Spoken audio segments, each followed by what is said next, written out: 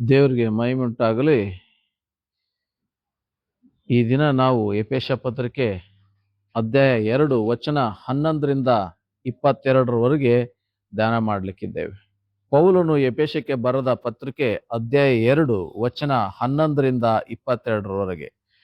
ನೀವು ಜನ್ಮದಿಂದ ಅನ್ಯರಾಗಿದ್ದೀರಿ, ಶರೀರದಲ್ಲಿ ಕೈಯಿಂದ ಸುನ್ನತಿ ಮಾಡಿಸಿಕೊಂಡು ಸುನ್ನತಿಯವರೆನ್ನಿಸಿಕೊಳ್ಳುವವರು ನಿಮ್ಮನ್ನ ಸುನ್ನತಿ ಇಲ್ಲದವರೆಂದು ಹೇಳುತ್ತಾರೆ. ನೀವು ಪೂರ್ವ ಕಾಲದಲ್ಲಿ ಕ್ರಿಸ್ತನನ್ನ ಸೇರದವರಾಗಿದ್ದು ಇಸ್ರಾಯೇಲರ ಹಕ್ಕಿನಲ್ಲಿ ಪಾಲಿಲ್ಲದವರು, ಅಬ್ರಾಹ್ಮನಿಗೆ ಉಂಟಾದ ವಾಗ್ದಾನಕ್ಕೆ ಸಂಬಂಧವಾದ ಒಡಂಬಡಿಕೆಯಲ್ಲಿ ಸೇರದವರು, ಈ ಲೋಕದಲ್ಲಿ ಯಾವ ನಿರೀಕ್ಷೆ ಇಲ್ಲದವರು, ದೇವರನ್ನರಿಯದವರು ಆಗಿದ್ದರೆಂದು ಜ್ಞಾಪಕ ಮಾಡಿಕೊಳ್ಳಿರಿ. ಈಗಲಾದರೂ ಮೊದಲು ದೂರವಾಗಿದ್ದ ನೀವು ಕ್ರಿಸ್ತ ಯೇಸುವನ್ನ ಸೇರಿದವರಾಗಿದ್ದು ಆತನ ರಕ್ತದ ಮೂಲಕ ಸಮೀಪಸ್ಥರಾದಿರಿ. ನಮ್ಮನ್ನು ಒಂದು ಮಾಡಿದ ಆತನೇ ನಮಗೆ ಸಮಾಧಾನ ಖರ್ಚುವಾಗಿದ್ದಾನೆ. ಆತನು ತನ್ನ ಶರೀರವನ್ನ ಸಮರ್ಪಿಸಿದ್ದರಲ್ಲಿ ವಿಧಿರೂಪವಾದ ಆಜ್ಞೆಗಳುಳ್ಳ ಧರ್ಮಶಾಸ್ತ್ರವನ್ನ ತೆಗೆದುಹಾಕಿ ಇದ್ದ ದ್ವೇಷವನ್ನ ಮುಗಿಸಿ ನಮ್ಮನ್ನ ಅಗಲಿಸಿದ ಅಡ್ಡ ಗೋಡೆಯನ್ನು ಕೆಡವಿ ಹಾಕಿದನು. ಆತನು ಸಮಾಧಾನ ಮಾಡುವವನಾಗಿ ಉಭಯರನ್ನ ತನ್ನಲ್ಲಿ ಒಬ್ಬ ನೂತನ ಪುರುಷನನ್ನಾಗಿ ನೇಮಿಸಿದ್ದಾನೆ. ಇದ್ದ ದ್ವೇಷವನ್ನ ತನ್ನ ಶಿಲುಬೆಯ ಮೇಲೆ ಕೊಂದು ಆ ಶಿಲುಬೆಯ ಮೂಲಕ ಉಭಯರನ್ನ ಒಂದೇ ದೇಹದಂತಾಗ ಮಾಡಿ ದೇವರೊಂದಿಗೆ ಸಮಾಧಾನ ಪಡಿಸಿದ್ದಾನೆ. ಇದಲ್ಲದೆ ಆತನು ಬಂದು ದೂರವಾಗಿದ್ದ ನಿಮಗೂ ಸಮಾಧಾನವನ್ನ ಮತ್ತು ಸಮೀಪವಾಗಿದ್ದವರಿಗೂ ಸಮಾಧಾನವನ್ನ ಸಾರಿದನು. ಆತನ ಮೂಲಕ ನೀವು ಒಬ್ಬ ಆತ್ಮನನ್ನೇ ಹೊಂದಿದವರಾಗಿ ತಂದೆಯ ಬಳಿಗೆ ಸೇರುವುದಕ್ಕೆ ಮಾರ್ಗವಾಯಿತು. ಹೀಗಿರಲಾಗಿ ನೀವು ಇನ್ನು ಮೇಲೆ ಪರದೇಶದವರು, ಅನ್ಯರೂ ಆಗಿರದೆ ದೇವ ಜನರೊಂದಿಗೆ ಒಂದೇ ಸಂಸ್ಥಾನದವರು, ದೇವರ ಮನೆಯವರು ಆಗಿದ್ದಿರಿ. ಅಪೊಸ್ತಲರು, ಪ್ರವಾದಿಗಳು ಎಂಬ ಅಸ್ತಿವಾರದ ಮೇಲೆ ನೀವು ಮಂದಿರದೋಪಾದಿಯಲ್ಲಿ ಕಟ್ಟಲ್ಪಟ್ಟಿದ್ದೀರಿ. ಯೇಸು ಕ್ರಿಸ್ತನೇ ಮುಖ್ಯವಾದ ಮೂಲೆಗಲ್ಲು. ಆತನಲ್ಲಿ ಕಟ್ಟಡದ ಎಲ್ಲಾ ಭಾಗಗಳು ಒಂದಕ್ಕೊಂದು ಹೊದಿಕೆಯಾಗಿ ಕಟ್ಟಡವು ವೃದ್ಧಿಯಾಗುತ್ತಾ ಕರ್ತನಲ್ಲಿ ಪರಿಶುದ್ಧ ದೇವಾಲಯವಾಗುತ್ತದೆ. ಆತನಲ್ಲಿ ನೀವು ಸಹ ಪವಿತ್ರಾತ್ಮನ ಮೂಲಕವಾಗಿ ದೇವರಿಗೆ ನಿವಾಸ ಸ್ಥಾನವಾಗುವುದಕ್ಕಾಗಿ ನಮ್ಮ ಸಂಗಡ ಕಟ್ಟಲ್ಪಡುತ್ತಾ ಇದ್ದೀರಿ ಎಂಬುವಂಥದ್ದು. ಇಲ್ಲಿ ಓದಿಕೊಂಡಂತ ವಚನ 11ರಿಂದ 22 ವಚನಗಳಲ್ಲಿ ನಾವು ಮುಖ್ಯವಾಗಿ ಏನ್ ನೋಡ್ತಾ ಇದ್ದೇವೆ ಎಂಬ ನೋಡುವಾಗ, ಅನ್ಯರಾಗಿರ್ತಕ್ಕಂಥ ನಮಗೆ, ದೇವರಿಂದ ಅರಿಯದೇ ಇರ್ತಕ್ಕಂಥ ನಮಗೆ, ದೇವರಿಂದ ದೂರ ಆದಂತ ನಮ್ಮನ್ನ, ದೇವರ ಕುರಿತು ಸಂಕಲ್ಪ ಇಲ್ಲದೆ ಇರ್ತಕ್ಕಂಥ ನಮ್ಮನ್ನ, ಗಣನೆಗೆ ಬಾರದವರಾಗಿರ್ತಕ್ಕಂಥ ನಮ್ಮನ್ನ ಹೇಗೆ ದೇವರು ಗಣನೆಗೆ ಬರುವಂತೆ ಮಾಡಿದನು ಎಂಬುದರ ಕುರಿತಾಗಿ ನಾವು ಈ ವಾಕ್ಯದಲ್ಲಿ ನೋಡ್ತಾ ಇದ್ದೇವೆ. ಅಲ್ಲಿ ಅನೇಕ ವಿಚಾರಗಳನ್ನ ನಾವು ನೋಡ್ತಾ ಇದ್ದೀವಿ. ಮೊದಲು ನಾವೇನಾಗಿದ್ವಿ? ಅನ್ಯರಾಗಿದ್ವಿ. ಅಬ್ರಾಹ್ಮನಿಗೆ ಉಂಟಾದ ವಾಗ್ದಾನಕ್ಕೆ ನಾವೇನಾಗಿದ್ವಿ? ಬಾಧ್ಯರಾಗಿರ್ಲಿಲ್ಲ ಎಂಬುದಾಗಿ ನೋಡ್ತೇವೆ. ನಾವೇನಾಗಿದ್ವಿ? ಧರ್ಮಶಾಸ್ತ್ರದ ಅಧೀನದಲ್ಲಿದ್ವಿ ಅಂತ ಹೇಳಿ ನೋಡ್ತಾ ಇದ್ದೇವೆ. ಮಾತ್ರವಲ್ಲ, ನಾವೇನಾಗಿದ್ದೇವಪ್ಪ ಅಂತಂದ್ರೆ ಈಗ ದೇವರಿಂದ ದೂರ ಆಗಿದ್ವಿ ಮೊದಲು. ಈಗ ದೂರ ಆದಂತ ನಮ್ಮನ್ನ ಒಂದು ಮಾಡಕ್ಕೆ ದೇವರ ಯೋಜನೆ ಕುರಿತಾಗಿ ನೋಡ್ತಾ ಇದ್ದೇವೆ. ಮಾತ್ರವಲ್ಲ, ಹಾಗೆ ಓದ್ತಾ ಹೋಗುವಾಗ ಕೊನೆಯದಾಗಿ ಹೇಳ್ತಾ ಇದೆ ಅಲ್ಲಿ ವಾಕ್ಯದಲ್ಲಿ, ನಾವು ಓದಂತ ವಚನದಲ್ಲಿ ನಾವೇನಾಗ್ತಾ ಇದ್ದೇವೆ ಅಂತಂದ್ರೆ, ಆ ಕ್ರಿಸ್ತನೆಂಬ ಮೂಲೆಗಲ್ಲಿನಲ್ಲಿ ನಾವೇನ್ ಮಾಡ್ತಾ ಇದ್ದೇವೆ? ಆತನಲ್ಲಿ ಕಟ್ಟಡದ ಎಲ್ಲಾ ಭಾಗಗಳಾಗಿ ಕಟ್ಟಲ್ಪಡ್ತಾ ಇದ್ದೇವೆ. ಆ ಕಟ್ಟಡಕ್ಕೆ ಮೂಲೆಗಲ್ಲು ಕ್ರಿಸ್ತನಾಗಿದ್ದಾನೆ ಎಂಬುದರ ಕುರಿತಾಗಿ ನಾವು ಕ್ರಿಸ್ತನೆಂಬ ಆಲಯದಲ್ಲಿ ಏನಾಗ್ತಾ ಇದ್ದೀವಿ? ನಾವೆಲ್ಲರೂ ಒಟ್ಟಾಗಿ ಕಟ್ಟಲ್ಪಡ್ತಾ ಇದ್ದೇವೆ ಎಂಬುದರ ಕುರಿತಾಗಿ ಇಷ್ಟೆಲ್ಲ ವಿಚಾರಗಳನ್ನ ನಾವು ಓದಿರ್ತಕ್ಕಂಥ ಭಾಗದಲ್ಲಿ ನಾವು ನೋಡ್ತಾ ಇದ್ದೇವೆ ಪ್ರೇರೆ. ಹೀಗೆ ನಾವೆಲ್ಲರೂ ಈ ತರ ಇದ್ದೀವಿ. ಈ ತರ ಇದ್ದಂತ ನಮ್ಮನ್ನ ಏನ್ ಮಾಡಿದ್ರು? ಯೇಸು ಸ್ವಾಮಿ ಹೀಗೆ ಒಂದು ಮಾಡಿದ್ರು. ನಮ್ಮನ್ನೇನ್ ಮಾಡಿದರೆ? ಕಟ್ಟಡದ ಒಂದೊಂದು ಭಾಗವಾಗಿ ಕ್ರಿಸ್ತನಲ್ಲಿ ನಮ್ಮನ್ನೇನ್ ಮಾಡ್ತಾ ಇದ್ದಾರೆ? ಒಂದು ಕಟ್ಟಡವಾಗೋದಕ್ಕೋಸ್ಕರ ನಾವು ಕಟ್ಟಡವಾಗ್ತಾ ಇದ್ದೇವೆ, ಕಟ್ಟಲ್ಪಡ್ತಾ ಇದ್ದೇವೆ. ಅದಕ್ಕೆ ಮುಖ್ಯ ಮೂಲೆಗಲ್ಲು ಯೇಸು ಕ್ರಿಸ್ತನೇ ಎಂಬುದರ ಕುರಿತಾಗಿ ಇಲ್ಲಿ ನಾವು ನೋಡ್ತಾ ಇದ್ದೇವೆ ಪ್ರೇರೆ. ಇದಕ್ಕೆಲ್ಲ ಕಾರಣ ಏನೆಂಬ ನೋಡುವಾಗ ಯೇಸುವಿನ ರಕ್ತ. ಹೀಗೆಲ್ಲ ಆಗ್ಲಿಕ್ಕೆ ಕಾರಣ ಯೇಸುವಿನ ರಕ್ತ. ಯೇಸುವಿನ ರಕ್ತ ನಮ್ಮನ್ನೇನ್ ಮಾಡಿದೆ ಅಂತಂದ್ರೆ ಈ ವಿಧವಾಗಿರ್ತಕ್ಕಂಥ ಎಲ್ಲಾ ವಿಧವಾದ ಪರಿಸ್ಥಿತಿಗಳನ್ನ ಬದಲಾಯಿಸಿದಂತ ರಕ್ತ ಯೇಸುವಿನ ರಕ್ತ. ಹೊಸ ದಾರಿನ ತೋರಿಸಿದಂಥದ್ದು ಯೇಸುವಿನ ರಕ್ತ. ಹೊಸ ಮಾರ್ಗವನ್ನ ತೆರೆದಿರ್ತಕ್ಕಂಥದ್ದು ಯೇಸುವಿನ ರಕ್ತ. ಯೇಸುವಿನ ರಕ್ತ ಏನ್ ಮಾಡ್ತು? ನಮ್ಮನ್ನ ಸಕಲ ಪಾಪಗಳನ್ನ ಅನೀತಿಗಳನ್ನ ಪರಿಹರಿಸಿ ನಮ್ಮನ್ನ ಶುದ್ಧೀಕರಿಸ್ತು, ದೂರವಾಗಿದ್ದಂತ ನಮ್ಮನ್ನ ಒಂದು ಮಾಡ್ತು, ಪಾಪದಲ್ಲಿರ್ತಕ್ಕಂಥ ನಮ್ಮನ್ನ ಪಾಪದಿಂದ ತೊಳಿತು. ಹೀಗೆ ನಾವಿವತ್ತು ಒಂದು ಕ್ರಿಸ್ತನ ಕಟ್ಟಡವಾಗ್ತಾ ಇದ್ದೇವೆ, ಕ್ರಿಸ್ತನು ವಾಸಿಸ್ಲಿಕ್ಕೆ ಮಂದಿರವಾಗ್ತಾ ಇದ್ದೇವೆ. ಆ ಮಂದಿರದಲ್ಲಿ ಒಂದೊಂದು ಭಾಗಗಳಾಗಿ ನಾವೇನ್ ಮಾಡ್ತಾ ಇದ್ದೇವೆ? ಕಟ್ಟಲ್ಪಡ್ತಾ ಇದ್ದೇವೆ ಎಂಬುದಾಗಿ ಇಲ್ಲಿ ದೇವರ ವಾಕ್ಯದಲ್ಲಿ ನಾವು ನೋಡ್ತಾ ಇದ್ದೇವೆ. ಹೀಗೆಲ್ಲ ಆಗ್ಲಿಕ್ಕೆ ಕಾರಣ ಏನಪ್ಪಾ ಅಂತಂದ್ರೆ ಯೇಸುವಿನ ರಕ್ತ. ಹಾಗಾದ್ರೆ ಯೇಸುವಿನ ರಕ್ತದ ಕುರಿತು ನಾವು ನೋಡುವಾಗ, ರಕ್ತದ ಬಗ್ಗೆ ನಾವು ನೋಡುವಾಗ, ನಮ್ಮ ದೇಹದಲ್ಲಿ ಸಹ ರಕ್ತ ಇದೆ ಅಲ್ವಾ? ನಮ್ಮ ದೇಹದಲ್ಲಿ ಸಹ ರಕ್ತ ಇದೆ. ಯೇಸುವಿನ ದೇಹದಲ್ಲಿ ಸಹ ಭೂಮಿಗೆ ಬಂದಾಗ ರಕ್ತ ಇತ್ತು. ಇವಾಗ ನಮ್ಮ ದೇಹದಲ್ಲಿ ರಕ್ತ ಇಲ್ಲ ಅಂದ್ರೆ ಏನಾಗ್ತೇವೆ ನಾವು? ರಕ್ತ ಇಲ್ಲ ಅಂತಂದ್ರೆ ನಾವು ಬಿದ್ದೋಗ್ಬಿಡ್ತೇವೆ, ನಾವು ಬದುಕಕ್ಕೆ ಆಗಲ್ಲ. ರಕ್ತ ಇಲ್ಲ ಅಂದ್ರೆ ನಾವ್ ಯಾರು ಸಹ ಜೀವಿಸ್ಲಿಕ್ಕೆ ಸಾಧ್ಯ ಇಲ್ಲ. ಯಾಕಪ್ಪ ಅಂತಂದ್ರೆ ದೇವ್ರ ವಾಕ್ಯ ಹೇಳ್ತದೆ, ರಕ್ತದಲ್ಲಿ ಏನಿದೆ? ಜೀವ ಇದೆ. ರಕ್ತದಲ್ಲಿ ಜೀವ ಇದೆ ಅಂತ ಹೇಳಿ ದೇವ್ರ ವಾಕ್ಯದಲ್ಲಿ ನಾವು ನೋಡ್ತೇವೆ. ಜೀವ ಹೋಗ್ಬಿಡ್ತಾ ಅಂತಾರಲ್ಲ, ಜೀವ ಹೋಗ್ಬಿಡ್ತಂದ್ರೆ ಏನರ್ಥ? ಜೀವ ಎಲ್ಲಿತ್ತು ಇಷ್ಟುವರೆಗೆ? ಹಂಗಾರೆ ರಕ್ತದಲ್ಲಿತ್ತು ಜೀವ. ಹಾಗಾದ್ರೆ ಜೀವ ಎಲ್ಲಿದೆ? ನಮ್ಮ ಜೀವ ನಮ್ಮ ರಕ್ತದಲ್ಲೇ ಇದೆ. ಸತ್ತ ತಕ್ಷಣ ಏನಾಗ್ತಾನ ಅವನು? ಸತ್ತ ತಕ್ಷಣ ಏನಾಗುತ್ತೆ? ರಕ್ತ ನಮ್ದು ಎಲ್ಲ ಹೆಪ್ಪಗಟ್ಟುತ್ತೆ, ತಣ್ಣಗಾಗ್ಬಿಡುತ್ತೆ ಮೈ. ಮೈ ಏನಾಗುತ್ತೆ? ತಣ್ಣಗಾಗ್ಬಿಡುತ್ತೆ. ಯಾಕಂತಂದ್ರೆ ಜೀವ ಇಲ್ಲ. ಇವಾಗ ಜೀವ ಹಾರೋಗ್ಬಿಡ್ತು. ರಕ್ತದಲ್ಲಿ ಜೀವ ಇದೆ, ಜೀವ ಹಾರಿ ಹೋದ್ಮೇಲೆ ಏನಾಗ್ತದೆ? ನಮ್ಮ ದೇಹದಲ್ಲಿ ರಕ್ತ ಹೆಪ್ಪುಗಟ್ಟುತ್ತೆ. ಹೀಗೆ ರಕ್ತ ಏನ್ ಮಾಡತ್ತಪ್ಪ ಅಂತಂದ್ರೆ, ರಕ್ತ ನಮ್ಮ ದೇಹದ ಉಷ್ಣತೆಯನ್ನ ಕಾಪಾಡುತ್ತೆ. ನಾವು ಬಿಸಿಯಾಗಿದ್ರು ಮಾತ್ರ ಬದುಕ್ತೇವೆ. ತುಂಬಾ ಬಿಸಿ ಆದ್ರೂ ಬದುಕಲ್ಲ, ತುಂಬಾ ಬಿಸಿ ಕಡಿಮೆ ಆದ್ರೂ ಸಹ, ತಣ್ಣಗಾದ್ರೂ ಸಹ ನಾವು ಬದುಕಲ್ಲ. ಅದಕ್ಕೆ ಒಂದು ನಾರ್ಮಲ್ ವ್ಯಾಲ್ಯೂಸ್ ಇದೆ. ಒಂದು ಆರೋಗ್ಯಕರವಾಗಿರ್ತಕ್ಕಂಥ ವ್ಯಕ್ತಿ ಎಷ್ಟು ಬಿಸಿ ಇರ್ಬೇಕಂತ ಹೇಳಿ ಒಂದು ಮಾಪನ ಇದೆ. ಆ ಮಾಪನದಲ್ಲಿ ಇದ್ರೆ ನಾವು ಕರೆಕ್ಟ್ ಆಗಿರ್ತೇವೆ. ಇಲ್ಲ ಅಂತಂದ್ರೆ ತಣ್ಣಗಾದ್ರೆ ಆಗ್ತೇವೆ, ಬೆಚ್ಚಗಾದ್ರೆ ಆಗ್ಬಿಡ್ತೇವೆ. ಅದರಿಂದ ತಣ್ಣಗಾದ್ರೆ ಮುಗೀತು ಅಷ್ಟೇ, ಇಲ್ಲಿ ಇರಲ್ಲ ನಾವು. ಹಾಗೆ ರಕ್ತ ಏನ್ ಮಾಡತ್ತಪ್ಪ ಅಂತಂದ್ರೆ ನಮಗೆ ಅದು ಬಹಳ ಮುಖ್ಯ. ನಾವು ಉಸಿರಾಡಕ್ಕೆ ಇವತ್ತು ರಕ್ತ ಬೇಕು. ರಕ್ತ ಏನ್ ಮಾಡ್ತದೆ? ನಮ್ಮ ದೇಹದಲ್ಲಿ ಆಮ್ಲಜನಕವನ್ನು ಏನ್ ಮಾಡುತ್ತೆ? ಎಲ್ಲಾ ನಮ್ಮ ದೇಹದ ಅಂಗಾಂಗಗಳಿಗೆ ಸರಬರಾಜು ಮಾಡತಕ್ಕಂಥ ದೇಹದಲ್ಲಿ ರಕ್ತದ ಕೆಲಸ ಮಾಡುತ್ತೆ. ಮಾತ್ರವಲ್ಲ, ನಮ್ಮ ದೇಹಕ್ಕೆ ಬೇಕಾಗಿರ್ತಕ್ಕಂಥ ರೋಗ ನಿರೋಧಕ ಶಕ್ತಿಯನ್ನ ಉಂಟು ಮಾಡ್ತದೆ ರಕ್ತ. ಮತ್ತೆ ನಮ್ಮ ಗಾಯಗಳಾಗುವಾಗ ಆ ಗಾಯ ಬೇಗನೆ ಹೆಪ್ಪುಕಟ್ಟುವಂತೆ ಮಾಡುತ್ತೆ ರಕ್ತ. ಹೀಗೆ ನಮ್ಮ ದೇಹದಲ್ಲಿ ನಮಗೆ ರಕ್ತ ಬಹಳ ಅವಶ್ಯಕತೆ ಇದೆ. ಈ ರಕ್ತ ಏನ್ ಮಾಡುತ್ತೆ ಅಂದ್ರೆ ನಮ್ಮ ದೇಹಕ್ಕೆ ಬೇಕಾಗಿರ್ತಕ್ಕಂಥ ಎಲ್ಲಾ ಪೋಷಕಾಂಶಗಳನ್ನ ಎಲ್ಲಾ ಅಂಗಾಂಗಗಳಿಗೆ ಒದಗಿಸೋದ್ರ ಮೂಲಕ ಏನ್ ಮಾಡುತ್ತೆ? ಎಲ್ಲಾ ಅಂಗಾಂಗಗಳು ಕರೆಕ್ಟ್ ಆಗಿ ವರ್ಕ್ ಮಾಡಂಗೆ ಅದೇನ್ ಮಾಡುತ್ತೆ? ನೋಡ್ಕೊಳ್ಳುತ್ತೆ. ಹೀಗೆ ರಕ್ತ ಬಹಳ ಅಮೂಲ್ಯ. ನಾವು ನೋಡ್ತೇವೆ ರಕ್ತದಾನ ಮಹಾದಾನ ಅಂತ ಹೇಳಿ ನಾವೆಲ್ಲ ಕಡೆ ಸ್ಲೋಗನ್ ನೋಡ್ತೇವೆ. ರಕ್ತದಾನ ಮಾಡಿ ಜೀವ ಉಳಿಸಿ. ಜೀವ ಉಳಿಸಿ ಅಂದ್ರೆ ಏನರ್ಥ? ಜೀವ ರಕ್ತದಲ್ಲಿ ಐತಿ ಅಂತಾನೆ ಅರ್ಥ ಅಲ್ವಾ? ಹೀಗೆ ರಕ್ತ ಬಹಳ ಅಮೂಲ್ಯವಾದಂಥದ್ದು. ಆದ್ರೆ ನಮ್ಮ ಅಮೂಲ್ಯವಾಗಿರೋದು ರಕ್ತ ಅಂತ ಹೇಳಿ ನನ್ನ ದೇಹದಲ್ಲಿರೋ ಎಲ್ಲಾ ರಕ್ತನೂ ಕೊಟ್ಬಿಟ್ರೆ ಏನಾಗುತ್ತೆ? ನಾನ್ ಬದುಕಲ್ಲ. ರಕ್ತ ಇನ್ನೊಬ್ರಿಗೆ ಜೀವ ಉಂಟು ಮಾಡುತ್ತೆ ಅಂತ ಹೇಳಿ ನನ್ನ ದೇಹದಲ್ಲಿರೋ ಎಲ್ಲಾ ರಕ್ತನೂ ನಿಮ್ಮೆಲ್ಲರಿಗೂ ಒಂದೊಂದು ಬಾಟ್ಲ್ ದಾನ ಮಾಡಿದ್ರೆ ನಾನೇನಾಗ್ತೀನಿ? ನಾನು ಇಲ್ಲಿ ನಿಲ್ಲಕ್ಕಾಗಲ್ಲ. ನನ್ನ ದೇಹದಲ್ಲಿ ರಕ್ತ ಎಲ್ಲ ನಿಮಗೆ ಹಂಚ್ಬಿಟ್ಟೆ ಅಂದ್ರೆ ಇವಾಗ ನಾನಿಲ್ಲಿ ನಿಲ್ಲಕ್ಕಾಗಲ್ಲ, ನಾನು ಬೀಳ್ಬೇಕಾಗುತ್ತೆ. ಅಂದ್ರೆ ರಕ್ತದಲ್ಲಿ ಅಷ್ಟು ಶಕ್ತಿ ಇದೆ. ಇವಾಗ ಓದಿದಂಥ ವಚನಗಳಲ್ಲಿ ದೇವ್ರು ಇಂತೆಲ್ಲ ಕಾರ್ಯಗಳನ್ನ ಮಾಡಿದ್ನು ಅಂತಂದ್ರೆ ಏನರ್ಥ?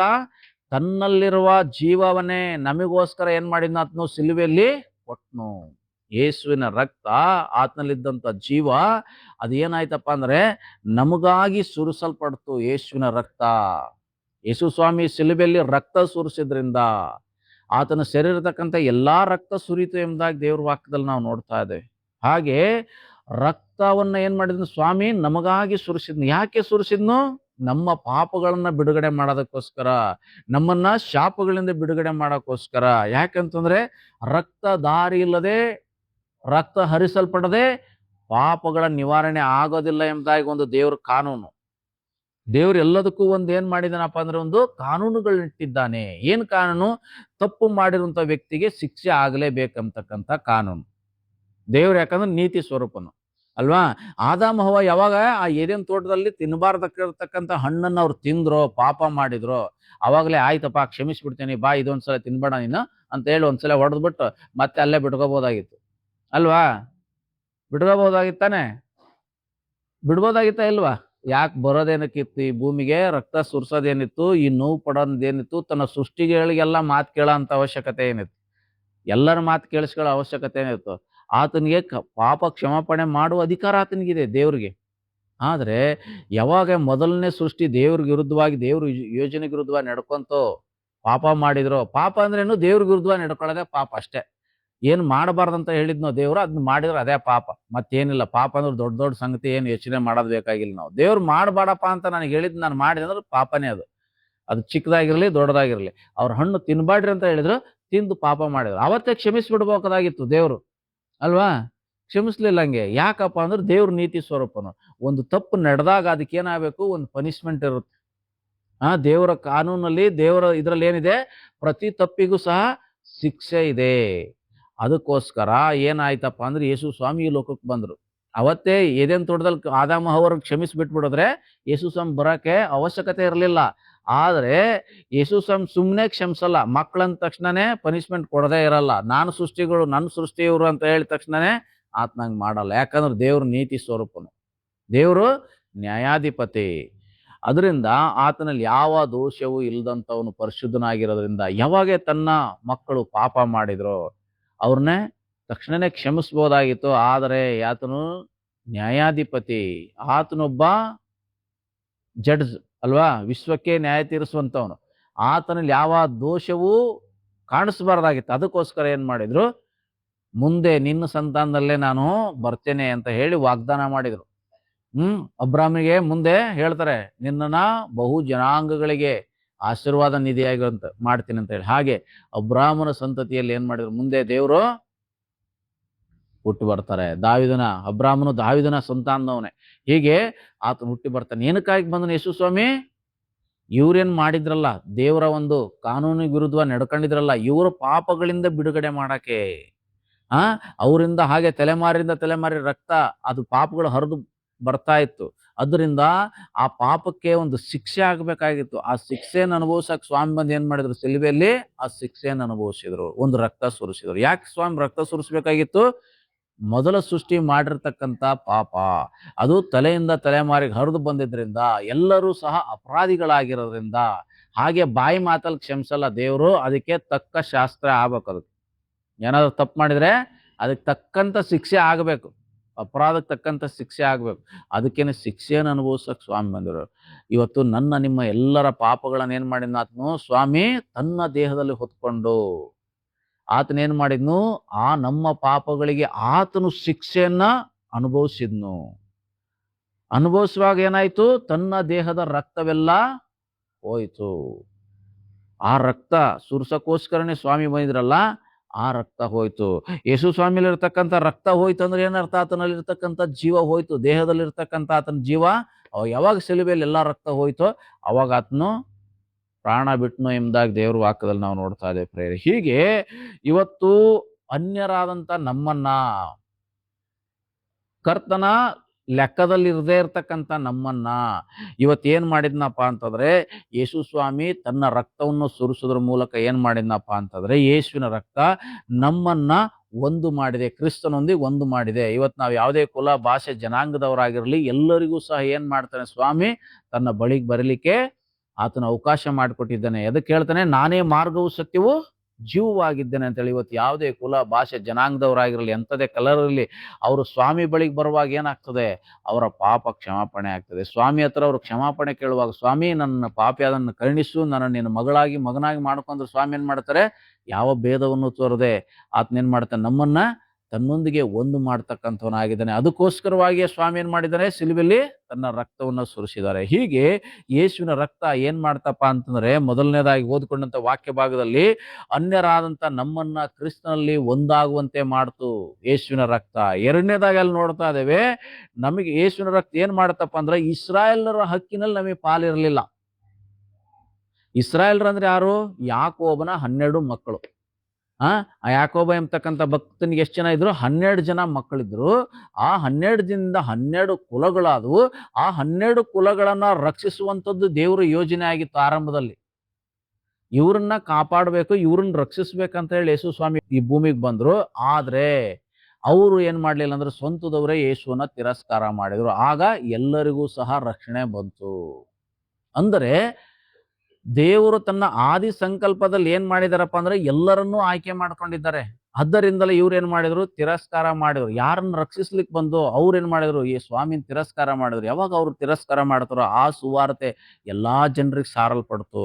ಇವತ್ತು ನಮಗೂ ಸಹ ಸಾರಲ್ಪಡ್ತು. ನಮ್ಮನ್ನ ಏನ್ ಮಾಡಿದಪ್ಪ ಅಂತಂದ್ರೆ, ಇಸ್ರಾಯೇಲರನ್ನ ಹಕ್ಕಿನಲ್ಲಿ ಬಾಧ್ಯರಾಗುವಂತೆ ಮಾಡ್ತು. ಅಂದ್ರೆ ಯೇಸು ಸ್ವಾಮಿ ನಂಬಿರ್ತಕ್ಕಂಥ ನಾವ್ ಯಾರಪ್ಪ ಅಂದ್ರೆ, ಅದೇ ಅಬ್ರಹಾಮನ ಸಂತತಿ, ಅದೇ ಯಾಕೋಬನ ಸಂತತಿ. ನಾವಿವತ್ತು ಆದಾಮನ ಸಂತತಿ ಆಗಿರ್ತಕ್ಕಂಥ ನಾವೇನಾಗಿದ್ದೇವಪ್ಪ ಅಂತಂದ್ರೆ, ಯೇಸು ಸ್ವಾಮಿ ರಕ್ತ ಸುರಿಸೋಕ್ಕಿಂತ ಮುಂಚೆ ನಮಗೇನಿರ್ಲಿಲ್ಲಪ್ಪ ಅಂದ್ರೆ, ಈ ಇಸ್ರಾಯೇಲರಿಗೆ ಯಾಕೋಬನಿಗೆ ದೇವ್ರು ಏನ್ ಮಾಡಿದ್ರಲ್ಲ, ವಾಗ್ದಾನ ಮಾಡಿದ್ರಲ್ಲ, ಅವನು 12 ಮಕ್ಕಳನ್ನ 12 ಕುಲಗಳಾಗಿ ಮಾಡ್ತೇನೆ, ಆಶೀರ್ವದಿಸ್ತೇನೆ ಅಂತ ಹೇಳಿದ್ರಲ್ಲ, ಆ ವಾಗ್ದಾನ, ಆ ಆಶೀರ್ವಾದಕ್ಕೆ ನಾವೇನಾಗಿರ್ಲಿಲ್ಲಪ್ಪ ಅಂದ್ರೆ ಪಾತ್ರರಾಗಿರ್ಲಿಲ್ಲ.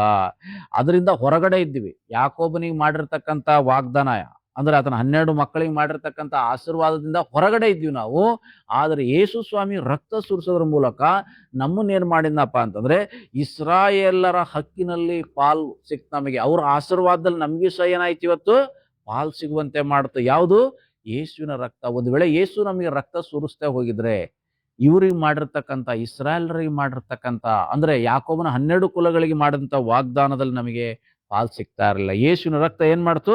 ನಮಗೆ ಹಕ್ಕು ಕೊಡ್ತು. ಯಾವುದು? ಇಸ್ರಾಯೇಲರಿಗೆ ಸಿಕ್ಕಂತ 12 ಕುಲಗಳಲ್ಲಿ ಸಿಕ್ಕಂತ ಹಕ್ಕು ಇವತ್ತು ನಮಗೆ ದೊರೆಯುವಂತೆ ಮಾಡ್ತು. ಮೂರನೇದಾಗಿ ಅಲ್ಲಿ ನೋಡ್ತಾ ಇದ್ದೇವೆ, ಅಬ್ರಾಹ್ಮನ ಮಾಡಿದಂಥ ವಾಗ್ದಾನಕ್ಕೆ ನಾವೇನಾಗಿದ್ದೇವಪ್ಪ ಅಂದ್ರೆ, ಹೊರಗಡೆ ಇದ್ವಿ. ಆದ್ರೆ ಯೇಸು ಸ್ವಾಮಿ ಸಿಲುಬೆಯಲ್ಲಿ ರಕ್ತ ಸುರಿಸೋದ್ರ ಮೂಲಕ ಏನ್ ಮಾಡಿದ್ರಪ್ಪ ಅಂದ್ರೆ, ಅಬ್ರಹಾಮನಿಗೆ ಮಾಡಿದಂಥ ವಾಗ್ದಾನಗಳಿಗೆ ನಮ್ಮನ್ನು ಬಾಧ್ಯಸ್ಥರನ್ನಾಗಿ ಮಾಡಿದ್ರು. ಇವಾಗ ಅಬ್ರಾಹ್ಮನಿಗೆ ದೇವ್ರು ಏನೇನು ಆಶೀರ್ವಾದ ಮಾಡಿದಾನೆ, ದೇವ್ರು ಏನಂತ ಹೇಳಿ ಎಲ್ಲ ಹೇಳಿದಾನೋ, ಆ ಎಲ್ಲಾ ಆಶೀರ್ವಾದಕ್ಕೆ ನಾನು ನೀವು ಸಹ ಪಾಲುಗಾರರು. ಇವತ್ತು ಯೇಸು ಸ್ವಾಮಿಯನ್ನ ರಕ್ಷಕನಾಗಿ ಸ್ವೀಕಾರ ಮಾಡಿಕೊಳ್ಳೋದ್ರ ಮೂಲಕ ನಾವೇನಾಗಿದ್ದೇವೆ? ಅಬ್ರಹಾಮನ ಸಂತತಿಯಾಗಿದ್ದೇವೆ. ಅವನ ಸಂತತಿಗಿಟ್ಟಿರ್ತಕ್ಕಂಥ ಎಲ್ಲಾ ಆಶೀರ್ವಾದ ಏನಾಗಿದೆ ಅಂದ್ರೆ ನಮಗೂ ಸಿಕ್ಕುತ್ತೆ. ಲೆಕ್ಕವಾಗಿ ಯಾರಿಗೆ ಸಿಕ್ಬೇಕಾಗಿತ್ತು? ಮೊದಲು ಅಬ್ರಾಹ್ಮನ ವಂಶದವ್ರಿಗೆ ಮಾತ್ರ ಸಿಕ್ಬೇಕಾಗಿತ್ತು. ಇವತ್ತು ನಾವ್ ಯಾರು ಅಬ್ರಾಹ್ಮನ ವಂಶದವ್ರಲ್ಲ. ಆದ್ರೆ ಯೇಸು ಸ್ವಾಮಿ ರಕ್ತ ಸುರಿಸಿದ್ರಿಂದ, ಆತನ ರಕ್ತ ತೊಳೆಯಲ್ಪಟ್ಟಿದ್ರಿಂದ ನಾವೇನಾಗಿದ್ದೇವಪ್ಪ ಅಂದ್ರೆ, ಇವಾಗ ಅಬ್ರಾಹ್ಮನ ವಂಶ. ನಾವು ಸಹ ಆ ಒಂದು ವಂಶಾವಳಿಗೆ ಸೇರಲ್ಪಟ್ಟಿದ್ದೇವೆ. ಇಸ್ರಾಯೇಲರ 12 ಕುಲಗಳಲ್ಲಿ ನಾವು ಸೇರಿಸಲ್ಪಟ್ಟಿದ್ದೇವೆ. ಇವತ್ತು ಅಬ್ರಾಹ್ಮನಿಗೆ ಮಾಡಿರ್ತಕ್ಕಂಥ ಎಲ್ಲಾ ಆಶೀರ್ವಾದಗಳಲ್ಲಿ ನಾನು ನೀವು ಏನಾಗಿದ್ದೇವಪ್ಪ ಅಂದ್ರೆ, ಪಾಲನ್ನು ಹೊಂದಿದ್ದೇವೆ. ಯೇಸುವಿನ ರಕ್ತ ಏನ್ ಮಾಡತಪ್ಪ ಅಂದ್ರೆ, ನಾವು ಯಾವುದನ್ನ ಕಳ್ಕೊಂಡು ಯಾವುದರಿಂದ ಹೊರಗಡೆ ಇದ್ವೋ ಆ ಎಲ್ಲಾ ಆಶೀರ್ವಾದಗಳನ್ನ ಕೊಡುದಕ್ಕೋಸ್ಕರ ಸ್ವಾಮಿಯ ರಕ್ತ ಏನ್ ಮಾಡ್ತಪ್ಪ ಅಂದ್ರೆ ಕಾರ್ಯ ಮಾಡ್ತು. ಯೇಸು ಶಿಲುಬೆ ಮೇಲೆ ರಕ್ತ ಸುರಿಸೋದ್ರ ಮೂಲಕ ಏನ್ ಮಾಡ್ತು? ಅಬ್ರಾಹ್ಮನಿಗಿದ್ದಂತ ಎಲ್ಲಾ ಆಶೀರ್ವಾದಗಳಲ್ಲಿ, ಎಲ್ಲಾ ಐಶ್ವರ್ಯಗಳಲ್ಲಿ, ಆತ್ಮಿಕ ಐಶ್ವರ್ಯಗಳಲ್ಲಿ, ಸಂಪತ್ತಿನಲ್ಲಿ ನಮಗೆ ಪಾಲ್ ಸಿಕ್ಕಂಗ್ ಮಾಡ್ತು. ಯಾವುದು? ಯೇಸುವಿನ ರಕ್ತ. ಹೀಗೆ ಯೇಸುವಿನ ರಕ್ತ ಮಾಡಿರ್ತಕ್ಕಂಥ ಕಾರ್ಯ ಇದು 3. ಇನ್ನು 4ನೇದಾಗಿ ಅಲ್ಲಿ ನಾವು ಓದ್ಕೊಂಡಂತ ವಚನದಲ್ಲಿ ಏನ್ ಹೇಳ್ತಾ ಇದೆ? ಯಾವ ನಿರೀಕ್ಷೆಯೂ ಇಲ್ಲದವರಾಗಿದ್ವಿ ನಾವು ಅಂತ ಹೇಳಿ ದೇವ್ರ ವಾಕ್ಯದಲ್ಲಿ ನಾವು ನೋಡ್ತೇವೆ. ಮೊದಲು ಯಾವ ನಿರೀಕ್ಷೆ ಇಲ್ಲದವರಾಗಿದ್ರು ನೀವು, ಈಗ ಯೇಸು ಸ್ವಾಮಿ ಸಿಲುಬೆಯಲ್ಲಿ ರಕ್ತ ಸುರಿಸೋದ್ರ ಮೂಲಕ, ತನ್ನ ಪ್ರಾಣ ಕೊಡೋದ್ರ ಮೂಲಕ ನಿರೀಕ್ಷೆಯನ್ನು ಹುಟ್ಟಿಸಿದೆ ಯೇಸುವಿನ ರಕ್ತ. ಇವತ್ತು ನಮಗೆ ಯೇಸು ಸ್ವಾಮಿ ರಕ್ತ ನಮ್ಗೆ ಏನ್ ಮಾಡಿದೆ ಅಂದ್ರೆ, ನಿರೀಕ್ಷೆಯನ್ನು ಹುಟ್ಟಿದೆ. ಏನ್ ನಿರೀಕ್ಷೆ?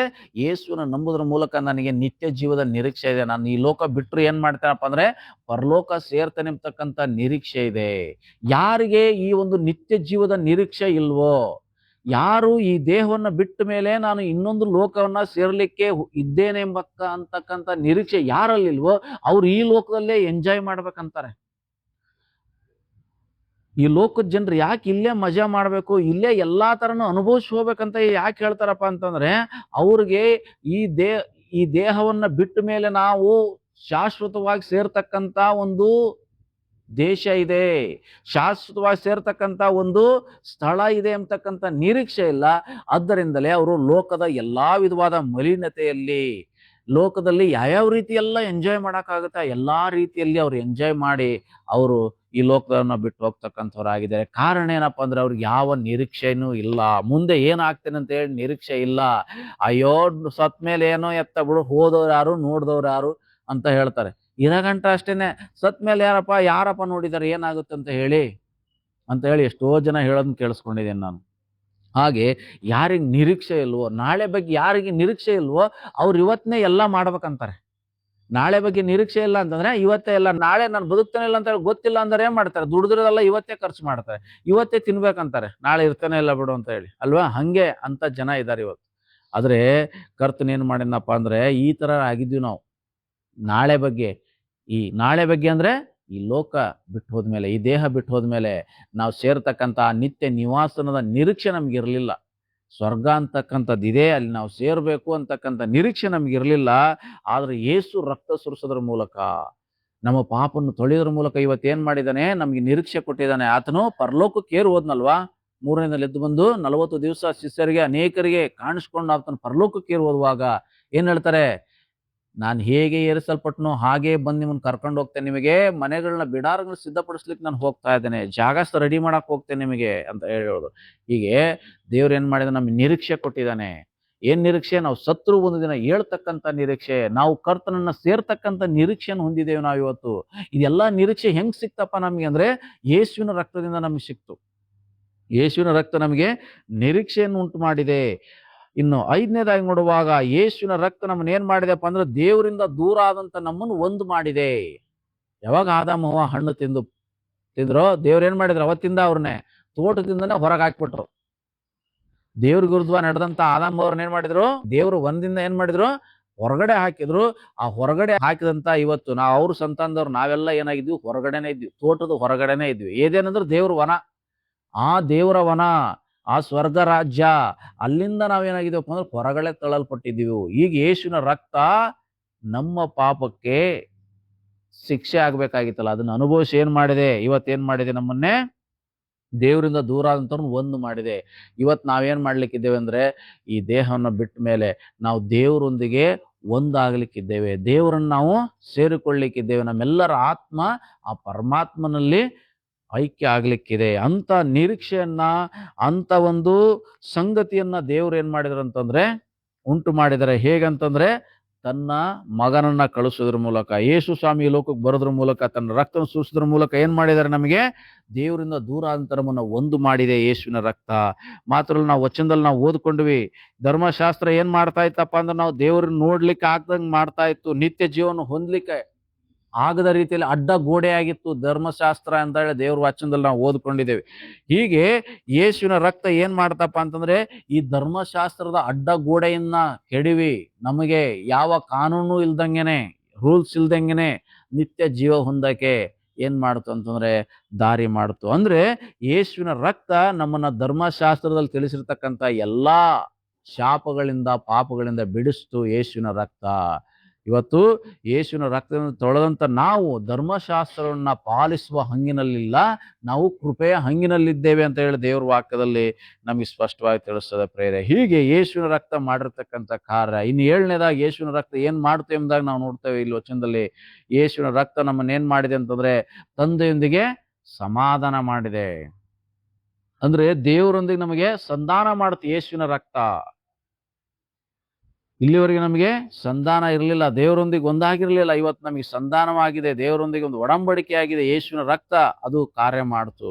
ಹಾಗೆ 8ನೇದಾಗಿ ನಾವು ಇಲ್ಲಿ ಏನ್ ನೋಡ್ತೇವೆ ಅಂದ್ರೆ ಯೇಸುವಿನ ರಕ್ತ ಏನ್ ಮಾಡ್ತಂತಂದ್ರೆ ತಂದೆ ಬಳಿಗೆ ಹೋಗ್ಲಿಕ್ಕೆ ಮಾರ್ಗವನ್ನು ಮಾಡ್ತು. ಯೇಸುವಿನ ರಕ್ತ ನಮಗೆ ತಂದೆ ಬಳಿ ಸೇರ್ಲಿಕ್ಕೆ ಮಾರ್ಗವನ್ನುಂಟು ಮಾಡ್ತು ಅಂತ ಹೇಳಿ ವಚನ 18ರಿಂದ 19ರಲ್ಲಿ ನಾವು ನೋಡ್ತಾ ಇದ್ದೇವೆ ಪ್ರೇರೆ. ಇನ್ನು ಕೊನೆಯದಾಗಿ ಏನ್ ನೋಡ್ತಾ ಇದ್ದೇವೆ ನೋಡುವಾಗ ಯೇಸುವಿನ ರಕ್ತ ನಮ್ಮನ್ನ ಏನ್ ಮಾಡ್ತಪ್ಪ ಅಂತಂದ್ರೆ ಮಂದಿರವಾಗುವುದಕ್ಕಾಗಿ ಕಟ್ಟಲ್ಪಡ್ಲಿಕ್ಕೆ ನಡೆಸ್ತಾ ಇದೆ. ಓದುವಂತ ವಚನದಲ್ಲಿ ಇಷ್ಟೆಲ್ಲ ನೋಡ್ತೇವೆ. ಯೇಸುವಿನ ರಕ್ತ ಏನ್ ಮಾಡ್ತು ಅಂತಂದ್ರೆ ನಾವು ದೇವರ ಮಂದಿರವಾಗ್ಲಿಕ್ಕೆ ಏನಾಯ್ತು, ಕಟ್ಟಲ್ಪಡ್ಲಿಕ್ಕೆ ನಡೆಸ್ತು. ಯೇಸುವಿನ ರಕ್ತ ಸುರಿಸೋದ್ರಿಂದ ನಾವೇನಾಗಿದೆ ಅಂತಂದ್ರೆ ಆ ಕ್ರಿಸ್ತನೆಂಬ ಮಂದಿರದಲ್ಲಿ ನಾವು ಒಂದೊಂದು ಪಾರ್ಟ್ ಆಗಿ, ಒಂದೊಂದು ಕಟ್ಟಡವಾಗಿ, ಒಂದೊಂದು ಭಾಗಗಳಾಗಿ ನಾವೇನ್ ಮಾಡ್ತಾ ಇದ್ದೀವಿ ಇವತ್ತು? ಜೋಡಿಸಲ್ಪಡ್ತಾ ಇದ್ದೇವೆ, ಕಟ್ಟಲ್ಪಡ್ತಾ ಇದ್ದೇವೆ, ಸಭೆಯಾಗಿ ನಾವು ಸೇರಿಸಲ್ಪಡ್ತಾ ಇದ್ದೇವೆ ಅಂತಂದ್ರೆ ಯೇಸುವಿನ ರಕ್ತ. ಯೇಸು ನಮ್ಮನ್ನೇನ್ ಮಾಡಿದ್ರಪ್ಪ ಅಂದ್ರೆ ಇವತ್ತು ನಾವೆಲ್ಲರೂ ಹೀಗೆಲ್ಲ ಸೇರಿ ಬರಾಕೆ, ಈ ಸಭೆಯಾಗಿ ಸೇರಕ್ಕೆ, ಒಂದು ಸಭೆ ಆಗ್ಲಿಕ್ಕೆ ನಾವು ಕಾರಣಪ್ಪ ಏನಪ್ಪ ಅಂದ್ರೆ ಯೇಸುವಿನ ರಕ್ತ. ಯೇಸು ಸ್ವಾಮಿ ಅಂದು ರಕ್ತ ಸುರಿಸಿದ್ರಿಂದ ಇವತ್ತು ನಾವು ಸಭೆಯಾಗಿ ಸೇರಿ ಬರಕಾಯ್ತು. ಕ್ರಿಸ್ತನೆಂಬ ದೇಹದಲ್ಲಿ ನಾವು ಒಂದೊಂದು ಅಂಗಗಳಾಗಿ ಜೋಡಣೆ ಆಗಕ್ಕೆ ಆಯ್ತು. ಇವತ್ತು ನಾವೇನಾಗ್ತಾ ಇದೀವಿ? ಕ್ರಿಸ್ತನೆಂಬ ದೇಹಕ್ಕೆ ವಿವಿಧ ಅಂಗಗಳಾಗಿ ಆತನಿಗಾಗಿ ನಾವು ಕಟ್ಟಡವಾಗಿ ಒಬ್ಬೊಬ್ರು ಸಹ ಕಟ್ಟಲ್ಪಡ್ತಾ ಇದ್ದೇವೆ. ಇದೆಲ್ಲ ಹೇಗಾಯ್ತಂದ್ರೆ ಯೇಸುವಿನ ರಕ್ತ. ಯೇಸುವಿನ ರಕ್ತ ನಮ್ಮನ್ನೇ ಈ ರೀತಿಯಾಗಿ ನಮ್ಮನ್ನು ಆಶೀರ್ವಾದಕರವಾಗಿ ನಡೆಸುತ್ತೆ ಎಂಬುದಾಗಿ ದೇವರ ವಚನದಲ್ಲಿ ನೋಡ್ತಾ ಇದ್ದೇವೆ. ಪ್ರೇರೆ ಊದಂತ ನಾವು 11 ವಚನಗಳಲ್ಲಿ ನಾವೇನ್ ನೋಡ್ತಾ ಇದ್ದೇವೆ ಅಂದ್ರೆ, ಎಫೆಸ 2ನೇ ಅಧ್ಯಾಯ 11ನೇ ವಚನದ 22 ವಚನದಲ್ಲಿ ನಾವಿಲ್ಲಿ ನೋಡ್ತೇವೆ ಯೇಸುವಿನ ರಕ್ತ ಮಾಡಿರ್ತಕ್ಕಂಥ ಕಾರ್ಯ. ಹೇಗೆ ಯೇಸುವಿನ ರಕ್ತ ಏನೆಲ್ಲ ಕಾರ್ಯ ಮಾಡುತ್ತೆ ಎಂಬ ನಾವು ಓದ್ಕೊಂಡಿದ್ದೇವೆ. ಅಲ್ಲಿ ಸುಮಾರು 9 ವಿಷಯಗಳ ಕುರಿತಾಗಿ ನಾವು ಇವಾಗ ನೋಡಿದ್ದೇವೆ. ಹೀಗೆ ಈ 9 ಸಂಗತಿಗಳನ್ನ ಯೇಸುವಿನ ರಕ್ತ ಮಾಡ್ತು. ಅದರಿಂದ ಹೀಗೆ ಸ್ವಾಮಿ ತನ್ನ ರಕ್ತವನ್ನ ಸುರಿಸಿ ನಮಗಾಗಿ ಆತನು ಪ್ರಾಣ ನೀಡಿದ್ರಿಂದ ಈ ಎಲ್ಲ ಆಶೀರ್ವಾದಗಳಿಗೆ ನಾವೇನಾಗಿದ್ದೇವಪ್ಪ ಅಂದ್ರೆ ಬಾಧ್ಯರಾಗಿದ್ದೇವೆ. ಇವತ್ತು ನಾನು ನೀವು ಏನಾಗಿದ್ದೇವಪ್ಪ ಅಂತಂದ್ರೆ ಧನ್ಯರಾಗಿದ್ದೇವೆ. ಯಾಕಂತಂದ್ರೆ ದರಿದ್ರದ ಅಂತ ನಮ್ಮನ್ನ ಪ್ರೀತಿಸಿ ಸ್ವಾಮಿ ಏನ್ ಮಾಡಿದ್ದಾರೆ? ನಮ್ಮನ್ನ ಧನ್ಯರಾಗ್ಲಿಕ್ಕೆ ಕರೆದಿದ್ದಾರೆ. ನಾವಿವತ್ತು ಹೀಗಿದ್ದೇವೆ ಅಂದ್ರೆ ದೇವರ ಕೃಪೆ, ದೇವರ ಆಶೀರ್ವಾದ, ದೇವರ ಆಶೀರ್ವಾದದಿಂದಲೇ, ದೇವರ ಕೃಪೆಯಿಂದಲೇ, ದೇವರ ಪ್ರೀತಿಯಿಂದಲೇ ನಾವಿವತ್ತು ಆತನ ಮಕ್ಕಳಾಗಿದ್ದೇವೆ. ದೇವರು ನಮ್ಮನ್ನು ಪ್ರೀತಿಸಿ ತನ್ನ ರಕ್ತವನ್ನ ಆತನು ಕೊಟ್ಟಿದ್ದಾನೆ. ಇವತ್ತು ನಾವೇನ್ ಮಾಡ್ಬೇಕಾಗಿದೆ? ಅದಕ್ಕೆ ಪ್ರತಿಯಾಗಿ ದೇವರಿಗೆ ಏನ್ ಮಾಡಕ್ ಸಾಧ್ಯ?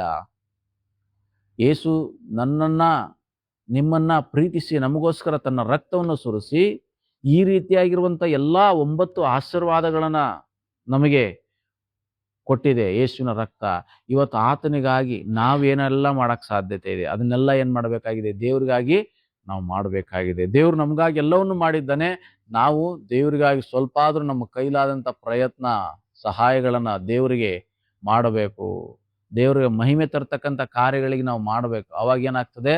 ನಾವು ಕೃತಜ್ಞರು ಎಂಬತಕ್ಕಂಥದ್ದನ್ನು ಸೂಚಿಸುತ್ತೆ. ಇಷ್ಟೆಲ್ಲ ದೇವ್ರು ನಮ್ಗೆ ಉಪಕಾರ ಮಾಡಿರುವಾಗ ನಾವು ಏನನ್ನೂ ಆತನಿಗೆ ಮಾಡದೇ ಇದ್ರೆ ನಮ್ಗೇನ್ ಅನ್ಸುತ್ತೆ?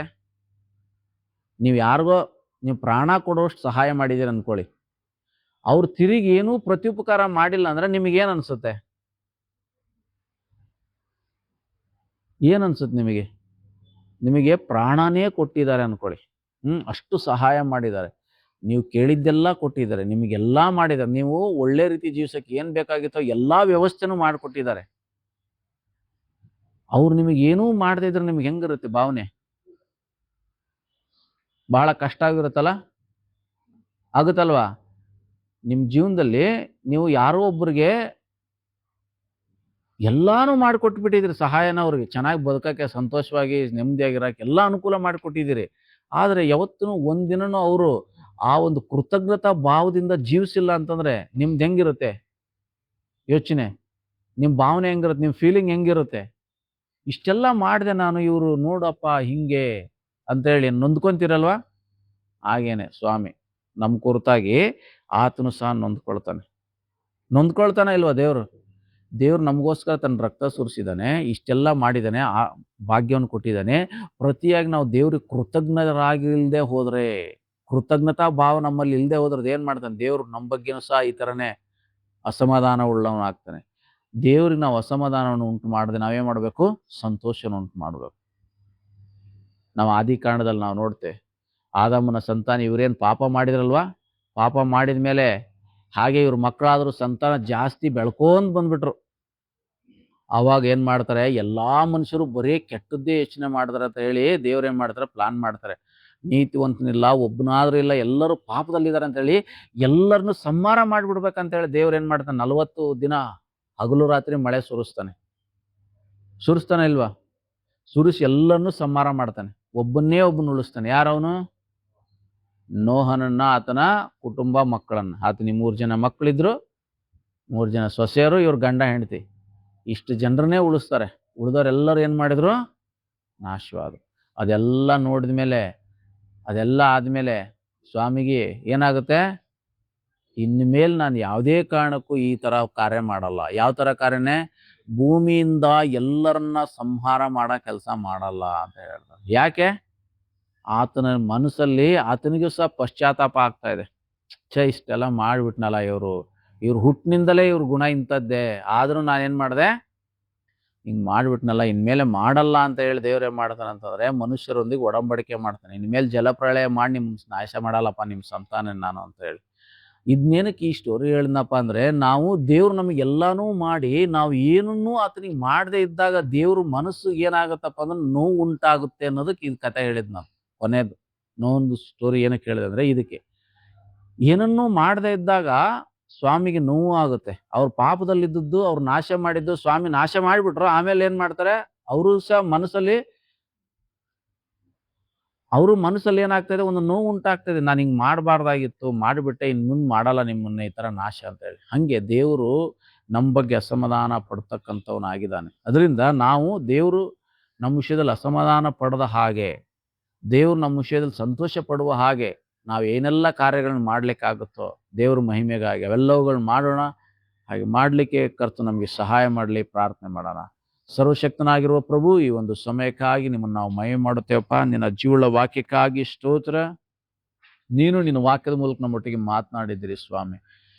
ನಿನ್ನ ರಕ್ತ ನಮಗೆ ಮಾಡಿರ್ತಕ್ಕಂಥ ಅದ್ಭುತ ಕಾರ್ಯ ಎಂಥದ್ದು, ನಿಮ್ಮ ರಕ್ತ ನಮ್ಮನ್ನ ಹೇಗೆಲ್ಲ ಆಶೀರ್ವಾದಕ್ಕೆ ನಡೆಸಿದೆ ಎಂಬುದಾಗಿ ನಾವು ಕೇಳಿಸಿಕೊಂಡಿದ್ದೇವಪ್ಪ. ಹೌದು, ನೀನು ಒಂದು ವೇಳೆ ಅವತ್ತು ನಿನ್ನ ಪವಿತ್ರ ರಕ್ತವನ್ನು ಸುರಿಸದೆ ಹೋಗಿದ್ರೆ ನಾವು ಇನ್ನೂ ಪಾಪದಲ್ಲೇ ಇರ್ತಾ ಇದ್ದೀವಿ ಸ್ವಾಮಿ. ಆದರೆ ಸ್ವಾಮಿ, ನೀವು ಹಾಗೆ ಬಿಡಲಿಲ್ಲ ಸ್ವಾಮಿ. ನಮ್ಮನ್ನು ಪ್ರೀತಿಸಿ ನರನಾಗಿ ಲೋಕಕ್ಕೆ ಬಂದು ಶಿಲುಬೆಯಲ್ಲಿ ಪ್ರಾಣ ಕೊಡೋದ್ರ ಮೂಲಕವಾಗಿ ಅಪ್ಪ ನೀವು ನಮಗೆ ಆಶೀರ್ವಾದಗಳನ್ನುಂಟು ಮಾಡಿದ್ದೀರಿ. ಅನ್ಯರಾದ ನಮ್ಮನ್ನ ನಿಮ್ಮಲ್ಲಿ ಒಂದು ಮಾಡಿದ್ದೀರಿ, ಸ್ತೋತ್ರ. ಇಸ್ರಾಯೇಲರ ಹಕ್ಕಿನಲ್ಲಿ ಸಿಕ್ಕುವಂತೆ ಮಾಡಿದ್ದೀರಿ, ಸ್ತೋತ್ರ. ಅಬ್ರಾಹ್ಮನಿಗೆ ಆದಂಥ ವಾಗ್ದಾನಕ್ಕೆ ಬಾಧ್ಯಸ್ಥರಾಗಿ ಮಾಡಿದ್ದೀರಿ, ಸ್ತೋತ್ರ. ಯಾವ ನಿರೀಕ್ಷೆ ಇಲ್ಲದವರು ನಿರೀಕ್ಷೆ ಕೊಟ್ಟಿದ್ದಕ್ಕಾಗಿ ಸ್ತೋತ್ರ. ದೇವರಿಂದ ದೂರ ಅಂತ ನಮ್ಮನ್ನು ಒಂದು ಮಾಡಿದ್ದಕ್ಕಾಗಿ ಸ್ತೋತ್ರ. ಧರ್ಮಶಾಸ್ತ್ರದ ಬಂಧನದಿಂದ ನಮ್ಮನ್ನು ಬಿಡಿಸಿದಿರಿ, ಸ್ತೋತ್ರ. ನಿನ್ನ ರಕ್ತದ ಮೂಲಕವಾಗಿ ತಂದೆಯೊಂದಿಗೆ ನಮ್ಮನ್ನು ಸಂಧಾನ ಮಾಡಿದ್ದಕ್ಕಾಗಿ ಸ್ತೋತ್ರ. ನಿನ್ನ ಬಳಿಗೆ ಬರ್ತಕ್ಕಂಥ ಮಾರ್ಗವನ್ನ, ಪರಲೋಕದ ಮಾರ್ಗವನ್ನ ನಿನ್ನ ರಕ್ತ ನಮಗೆ ಮಾಡಿಕೊಡ್ಸಲಪ್ಪ, ಅದಕ್ಕಾಗಿ ಸ್ತೋತ್ರ. ಹೀಗೆ ಸ್ವಾಮಿ, ನಿನ್ನ ಮಂದಿರವಾಗುವುದಕ್ಕಾಗಿ ನಾವು ಕಟ್ಟಲ್ಪಡ್ಲಿಕ್ಕೆ ನಿನ್ನ ರಕ್ತ ಸಹಾಯ ಮಾಡ್ತು ಸ್ವಾಮಿ. ಇಷ್ಟೆಲ್ಲ ಆಶೀರ್ವಾದಗಳನ್ನು ನೀಡುತ್ತೆ ಎಂಬುದಾಗಿ ವಚನದಲ್ಲಿ ನಾವು ಧ್ಯಾನಿಸಿದ್ದೇವಪ್ಪ. ಈ ವಚನಗಳು ಧ್ಯಾನಿಸಿರುವಾಗ ನಿನ್ನ ರಕ್ತ ಅಪ್ಪ ನಮಗಾಗಿ ಮಾಡಿದ ಎಲ್ಲ ಕರ್ತನೆ ಆಶೀರ್ವಾದ ಬಲಿದಾನಗಳನ್ನು ನೆನೆಸಿ ನಾವು ಯಾವಾಗಲೂ ನಿನಗೆ ಕೃತಜ್ಞರಾಗಿರಲು, ಪ್ರತಿಯಾಗಿ ನಿಮಗಾಗಿ ಏನಾದರೂ ನಾವು ಮಾಡಲಿಕ್ಕೆ ನಮ್ಮ ಹೃದಯ ಮಿಡಿಯುವಂತೆ ಸಹಾಯ ಮಾಡು. ನಮ್ಮ ಎಲ್ಲ ತನು ಮನ ಧನಗಳಲ್ಲಿ ಸ್ವಾಮಿ ನಿಮ್ಮನ್ನು ಸನ್ಮಾನಿಸಬೇಕು ಸ್ವಾಮಿ, ನಿಮ್ಮನ್ನು ಗೌರವಿಸಬೇಕು ಸ್ವಾಮಿ. ನಾವು ಕೃತಜ್ಞತೆಯಿಂದ ಜೀವಿಸಬೇಕು ಸ್ವಾಮಿ, ಸಹಾಯ ಮಾಡು. ನೀವು ನಮ್ಮನ್ನು ಪ್ರೀತಿಸಿ ಮಾಡಿದ ಎಲ್ಲ ಬಲಿದಾನಗಳಿಗಾಗಿ, ನಮ್ಮನ್ನು ಪ್ರೀತಿಸಿ ನಮಗೋಸ್ಕರ ಕೊಟ್ಟಂಥ ಎಲ್ಲ ಆಶೀರ್ವಾದಗಳಿಗಾಗಿ, ಬಿಡುಗಡೆಗಾಗಿ ನಿಮಗೆ ಸ್ತೋತ್ರ ಮಾಡುತ್ತೇವಪ್ಪ. ಇದು ವಾಕ್ಯವನ್ನು ಕೇಳಿಸಿಕೊಂಡಿರುವಾಗ ಸ್ವಾಮಿ, ಇವುಗಳನ್ನ ನಮ್ಮ ಮನಸ್ಸಿನಲ್ಲಿ ಯಾವಾಗಲೂ ಇಟ್ಕೊಂಡು ಅವ್ರ ಮೆಲುಕು ಹಾಕುತ್ತಾ ನಿನಗೆ ಕೃತಜ್ಞರಾಗಿ, ನಂಬಿಗಸ್ತರಾಗಿ ನಿನ್ನ ಹಾಗೆ ನಾವು ಈ ಲೋಕದಲ್ಲಿ ಜೀವಿಸಕ್ಕೆ ಸಹಾಯ ಮಾಡು. ಬಂದಿರುವಂಥ ಎಲ್ಲರನ್ನ ಆಶೀರ್ವಾದ ಮಾಡು. ಯಾರೇನು ಕಷ್ಟ ಸಮಸ್ಯೆ ಇಕ್ಕಟ್ಟು ತೊಂದರೆಯಲ್ಲಿದ್ದಾರೋ ಸ್ವಾಮಿ, ಇವರಿಗಿರುವಂಥ ಎಲ್ಲಾ ವಿಧವಾದ ಕಷ್ಟ ಸಮಸ್ಯೆ ಇಕ್ಕಟ್ಟು ತೊಂದರೆ ಹೋರಾಟಗಳನ್ನು ಬಿಡುಗಡೆ ಮಾಡು. ಎಲ್ಲರಿಗೆ ಬೇಕಾದ ಶಾಂತಿ, ಸಂತೋಷ, ಸಮಾಧಾನ, ಸಮೃದ್ಧಿನುಂಟು ಮಾಡು. ಎಲ್ಲರ ಕುಟುಂಬಗಳ ಪರಿಸ್ಥಿತಿಗಳನ್ನ ಬದಲಾಯಿಸು ಎಂಬುದಾಗಿ ಪ್ರಾರ್ಥಿಸ್ತೇವೆ. ನಿನ್ನ ವಾಕ್ಯದ ಬೆಳಕಿನಲ್ಲಿ ನಾವು ನಮ್ಮ ಕುಟುಂಬ ಮಕ್ಕಳೆಲ್ಲರೂ ನಡೆಯಕ್ಕೆ ನಿನ್ನ ನಾಮವನ್ನು ಮಹಿಮೆ ಮಾಡೋಕ್ಕೆ ಸಹಾಯ ಮಾಡು. ಹಾಗೆ ಮಾಡೋ ದೇವರಾಗಿರುವುದಕ್ಕಾಗಿ ಸ್ತೋತ್ರ. ಯೇಸುವಿನ ಹೆಸರಲ್ಲಿ ಪ್ರಾರ್ಥಿಸ್ತೇವೆ ಪರಲೋಕ ತಂದೆಯೇ, ಆಮೆನ್. ಈ ಸಂದೇಶ ನಿಮಗೆ ಆಶೀರ್ವಾದಕರವಾಗಿದ್ದರೆ ದೇವರಿಗೆ ಮಹಿಮೆ ಮಾಡಿ ನಿಮ್ಮ ಸ್ನೇಹಿತರೊಂದಿಗೆ ಇದನ್ನು ಹಂಚಿಕೊಳ್ಳೋದ್ರ ಮೂಲಕವಾಗಿ ಅವರು ಸಹ ಆತ್ಮಿಕವಾಗಿ ಬಲ ಹೊಂದಲಿಕ್ಕೆ ಪ್ರೋತ್ಸಾಹಿಸಬೇಕಾಗಿ ವಿನಂತಿಸಿಕೊಳ್ತೇನೆ.